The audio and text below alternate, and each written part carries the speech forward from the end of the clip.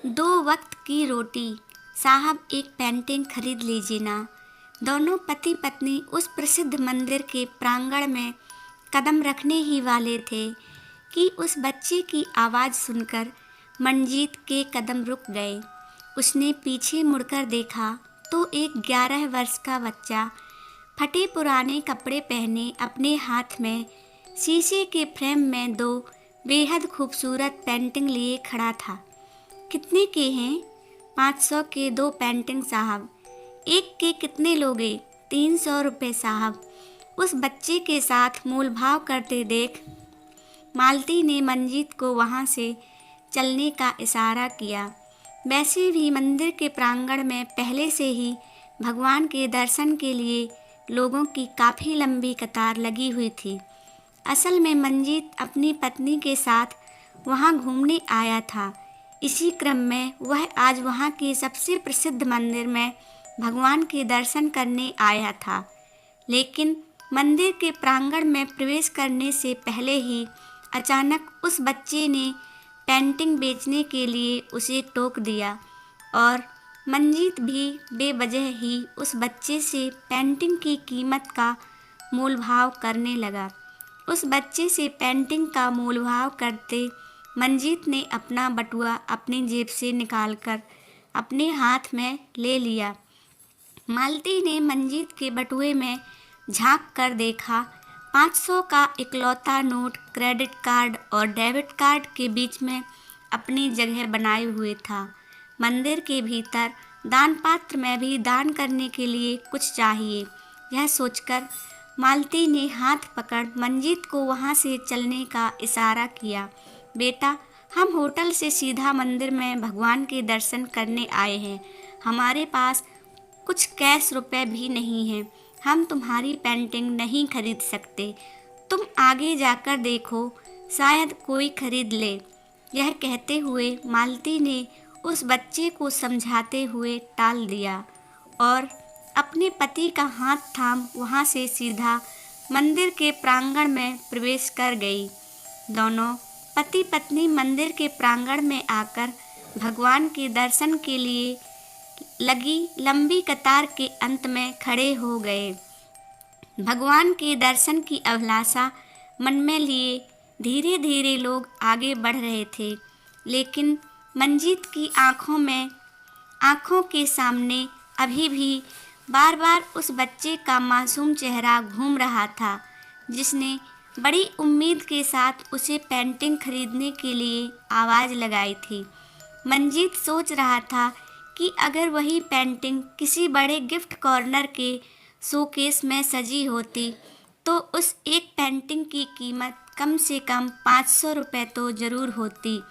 लेकिन वह बच्चा धूप में खड़ा होकर 500 के दो पेंटिंग बेच रहा है, फिर भी यहाँ कोई उसकी ओर ध्यान नहीं दे रहा है। अपने मन में यह सारी बातें सोच रहे मंजीत को पता ही नहीं चला कि कब भगवान के दर्शन करने की उसकी बारी भी आ गई।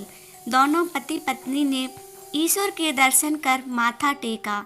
फिर मंजीत ने जेब से अपना बटुआ निकालकर 500 का नोट मंदिर के दान पात्र में दान करने के लिए इधर उधर नजरें दौड़ाकर दान पात्र ढूंढा, लेकिन उसे वहाँ कोई दान पात्र नजर नहीं आया। उनके पीछे भगवान के दर्शन पाने वालों की भीड़ बढ़ती जा रही थी। वहाँ मौजूद पुजारी जी का इशारा पाकर वह दोनों वहाँ से हटकर मंदिर के निकास द्वार की ओर आ गए। मंदिर के निकास द्वार से होकर वह दोनों वापस बाहर मंदिर के प्रांगण में आ पहुँचे।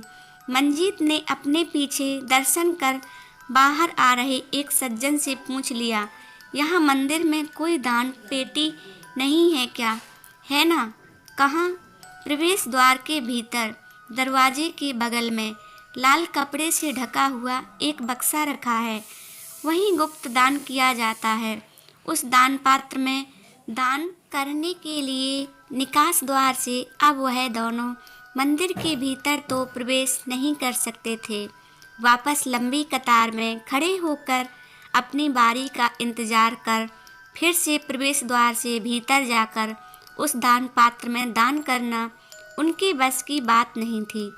तभी मंजीत की नज़र फिर से उस बच्चे पर पड़ गई जिसकी पेंटिंग वह कुछ देर पहले कैश रुपयों के अभाव में खरीद नहीं पाया था।